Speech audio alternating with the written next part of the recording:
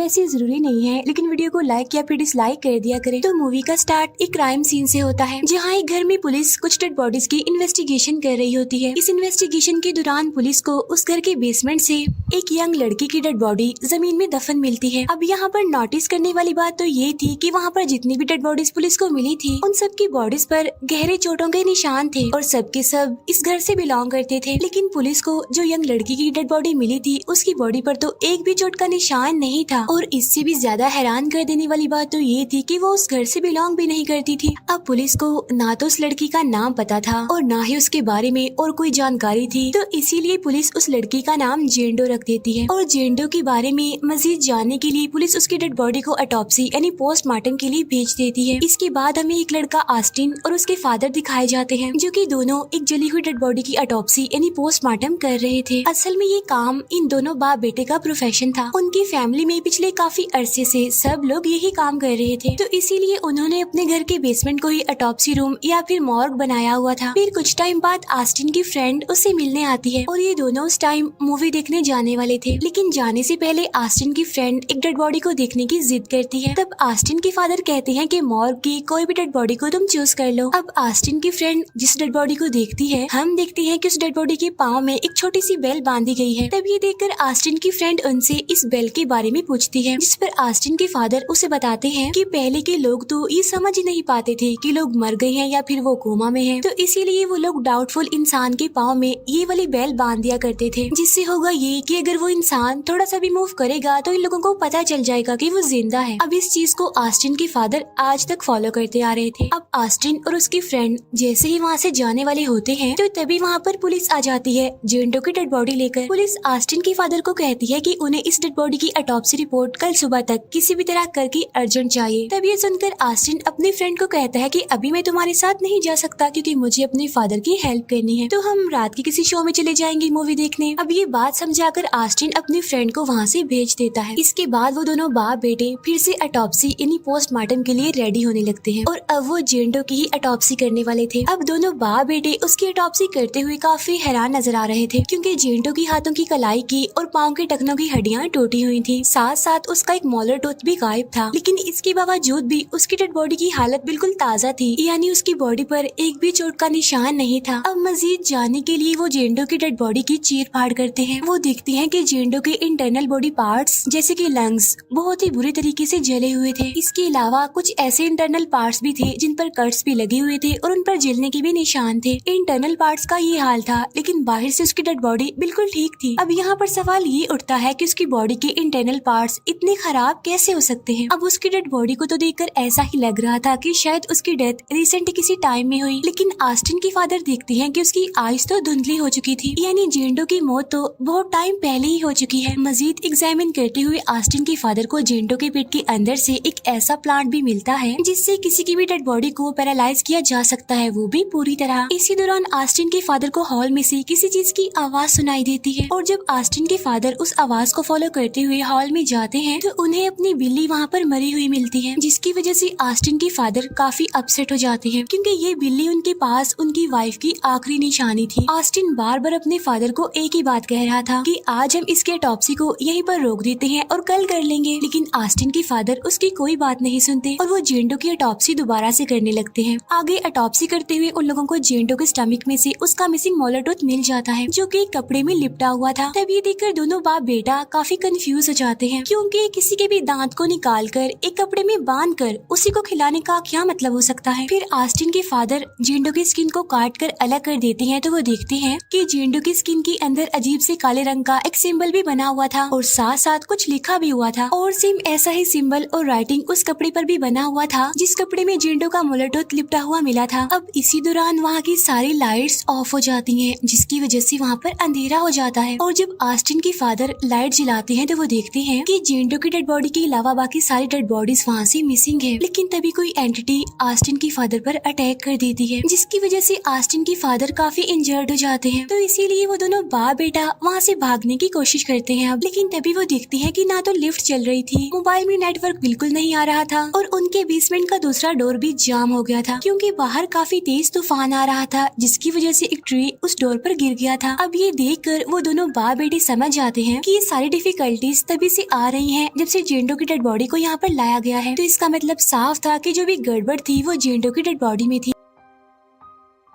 अब ये दोबारा ऑटोप्सी रूम में जाकर जेंडो की डेड बॉडी को आग लगा देते हैं ताकि ये जो सारी प्रॉब्लम्स बन रही हैं वो खत्म हो जाए। लेकिन यहाँ पर उल्टा हो जाता है और वो ये कि जेंडो की डेड बॉडी से आग निकलकर उस पूरे रूम में फैल जाती है जिससे वो पूरा रूम जलने लगता है। तब ऑस्टिन फायर एक्सटिंग्विशर से आग बुझा देता है। लेकिन आग बुझाने के बाद ये दोनों देखते हैं कि जेंडो की डेड बॉडी वैसी की वैसी ही थी, यानी आग की वजह से उसकी बॉडी पर कोई भी जलने का निशान नहीं था। तब ये देखकर वो लोग और ज्यादा डर जाते हैं। अब इसी दौरान लिफ्ट के चलने की आवाज सुनाई देती है, इसीलिए दोनों बाप बेटा जल्दी से लिफ्ट की तरफ भागते हैं। लेकिन अब लिफ्ट का दरवाजा पूरी तरह से अटक चुका था और वो बंद नहीं हो रहा था। लेकिन तभी उन्हें वो छोटी सी बेल बजने की आवाज सुनाई देती है, वही वाली घंटी जो डेड बॉडीज के पाँव में बांधी गई थी। अब इस घंटी की आवाज सुनकर ऑस्टिन के फादर काफी डर जाते हैं और इस बेल की आवाज को फॉलो करते हुए ऑस्टिन के फादर एक एक्स को लिफ्ट के बाहर उस आवाज की तरफ फेंकते हैं, जिससे अब बेल की आवाज आना बंद हो गई थी। और जब ऑस्टिन चेक करने के लिए बाहर आता है तो वो अपनी फ्रेंड की डेड बॉडी को वहाँ पर पाता है। असल में बेल की आवाज सुनकर ऑस्टिन के फादर ने जो एक्स लिफ्ट की तरफ मारी थी वो एक्स असल में ऑस्टिन की फ्रेंड को लग गई थी, जिससे उसकी मौके पर ही मौत हो गई। क्योंकि जैसा कि ऑस्टिन ने उसे कहा था कि हम नाइट के किसी शो में चलेंगे, तो इसीलिए वो ऑस्टिन को लेने आई थी दोबारा। ऑस्टिन अपनी फ्रेंड की डेड बॉडी को देखकर बहुत दुखी हो जाता है और बहुत रोता है, लेकिन ऑस्टिन के फादर किसी तरह उसे संभालते हैं। इसके बाद वो दोबारा से ऑटोप्सी रूम में चले जाते हैं ताकि ये जेंडो के बारे में और ज्यादा जान सके। इसके बाद ऑस्टिन के फादर जेंडो के ब्रेन सेल्स को चेक करते हैं, जिससे उन्हें पता चलता है कि जेंडो की ब्रेन सेल्स अभी तक एक्टिव हैं। अब हालांकि किसी भी इंसान के मरने के बाद उसके ब्रेन सेल्स इनएक्टिव हो जाते हैं, तो इसका मतलब तो साफ था कि जेंडो का ब्रेन अभी तक जिंदा था। इसके बाद ऑस्टिन के फादर जेंडो के स्टमक से निकले हुए उस कपड़े को एग्जामिन करते हैं, जिसमें से जेंडो की मिसिंग मोलर टूथ मिली थी। अब उस कपड़े पर रोमन लैंग्वेज में कुछ लिखा हुआ था। तब चेक करने पर उन्हें पता चलता है कि उस पर 20/27, 1693 और 17th सेंचुरी के बारे में लिखा हुआ था। तब ऑस्टिन के फादर 20/27 के रेफरेंस से ये पता लगवाते हैं कि 17th सेंचुरी में लड़कियों को ब्लेम किया जाता था कि वो विच हैं, जिसकी वजह से उन्हें अजीब तरह से टॉर्चर किया जाता था। और इस प्रोसेस में जितनी भी लड़कियां मारी गई थी उनमें से कोई भी विच नहीं थी, बल्कि वो सारी मासूम और बेकसूर थी। तब ये देखकर ऑस्टिन के फादर समझ जाते हैं कि जेंडो की मौत रिसेंटली नहीं हुई बल्कि 17th सेंचुरी में हुई थी और तभी से अब तक उसके ब्रेन सेल्स एक्टिव हैं और इसी वजह से उसकी डेड बॉडी अभी तक ऐसी है, यानी ताजा हालत में है। इसके अलावा ऑस्टिन के फादर का ये भी मानना था कि जो कुछ भी जेंडो के साथ हुआ वो हमारे साथ भी करना चाहती है, वो हमें भी इस दर्द का एहसास करवाना चाहती है और हमने जो उसकी ऑटोप्सी की यानी उसकी चीर फाड़ की वो इस पेन को भी महसूस कर पा रही है और यही वजह है कि जेंडो अब उनसे अपना बदला ले रही है। अब ये सारी बात समझ जाने के बाद ऑस्टिन के फादर जेंडो की डेड बॉडी के पास जाकर कहते हैं कि प्लीज तुम हमें माफ कर दो और तुम अपना बदला मुझसे ले लो, मेरे बेटे को यहाँ से जाने दो। अब ऐसा कहते ही ऑस्टिन के फादर की कलाई और उनके टखनों की हड्डियाँ टूटने लगती हैं और तो और उनकी बॉडी के इंटरनल पार्ट्स भी जलने लगते हैं, सेम वैसे ही जैसे जेंडो के थे। अब क्योंकि ऑस्टिन के फादर से ये पेन बर्दाश्त नहीं हो रही थी, इसीलिए वो ऑस्टिन को कहते हैं कि प्लीज बेटा मुझे मार डालो। अब ऑस्टिन रोते हुए और अपने फादर को इस तकलीफ में ना देखते हुए एक नाइफ से उन्हें स्टैब करके मार डालता है। इसके बाद हम देखते हैं कि ऑस्टिन के फादर जैसे ही मरते हैं तो जेंडो की डेड बॉडी अपने आप से ही पूरी की पूरी हील हो जाती है। इसके बाद ऑस्टिन वहाँ से बाहर जाने का रास्ता ढूंढने लगता है और ढूंढते ढूंढते वो आ जाता है एटिक में। लेकिन तभी उसे किसी चीज की आवाज सुनाई देती है और जैसे ही वो टर्न करके देखता है तो उसे उसकी फादर की डेड बॉडी वहाँ पर खड़ी हुई दिखती है। अब ये देखकर ऑस्टिन काफी घबरा जाता है और डरते हुए नीचे गिर जाता है, जिसकी वजह से मौके पर ही उसकी भी मौत हो जाती है। नेक्स्ट डे पुलिस वहाँ पर आती है जेंडो की ऑटोप्सी रिपोर्ट लेने के लिए, लेकिन उल्टा पुलिस को वहाँ पर 3 और डेड बॉडीज देखने को मिलती है, ऑस्टिन की, उसके फादर और उसकी फ्रेंड की। लेकिन जेंडो की डेड बॉडी वैसी की वैसी ही थी, ऐसा लग रहा था कि उसकी ऑटोप्सी अभी स्टार्ट भी नहीं की। अब ये देखकर पुलिस काफी कंफ्यूज हो जाती है, क्योंकि सेम ऐसा ही सीन हमें मूवी के स्टार्ट में भी देखने को मिला था, जहाँ पर बहुत सारे लोगों की डेड बॉडीज थी जो कि सारी इंजर्ड थी, लेकिन जेंडो की डेड बॉडी एकदम ठीक थी। पुलिस फिर से जेंडो की डेड बॉडी को ऑटोप्सी के लिए कहीं और भेजती है और एम्बुलेंस में ले जाते हुए हम जेंडो के पैर की उंगली को हिलते हुए देखते हैं और इसी के साथ ही ये मूवी यहीं पर एंड हो जाती है।